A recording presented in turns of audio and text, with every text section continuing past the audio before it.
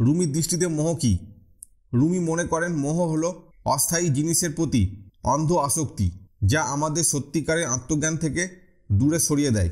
তিনি বলেন, তুমি যেসব জিনিসের সাথে জড়িয়ে পড়ছো সেগুলো যদি তোমার হৃদয় থেকে হারিয়ে যায়, তাহলে দেখবে তোমার প্রকৃত সত্তা তখনও অবশিষ্ট আছে।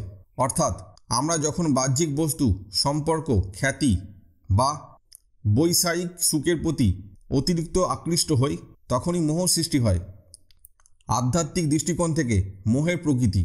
মোহ ও প্রকৃত প্রেমের পার্থক্য। রুমি মোহ ও প্রকৃত প্রেমের মধ্যে পার্থক্য দেখিয়েছেন।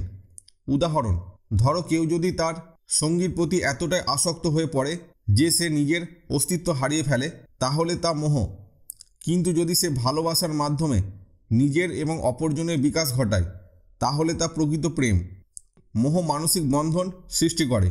রুমি মনে করেন মোহ মানসিক শৃঙ্খল তৈরি করে, যা আমাদের আসল স্বাধীনতা থেকে বঞ্চিত করে। তিনি বলেন, যতক্ষণ না তুমি নিজের আকাঙ্ক্ষার দাসত্ব থেকে মুক্ত হবে, ততক্ষণ তুমি প্রকৃত শান্তি অনুভব করতে পারবে না। উদাহরণ, কেউ যদি মনে করে আমি যদি সমাজের স্বীকৃতি না পাই তাহলে আমার জীবন মূল্যহীন, তবে সে মোহগ্রস্ত। কিন্তু যদি সে নিজের অন্তর থেকে আত্মবিশ্বাস অর্জন করে, তাহলে সে মুক্ত। মোহের কারণ।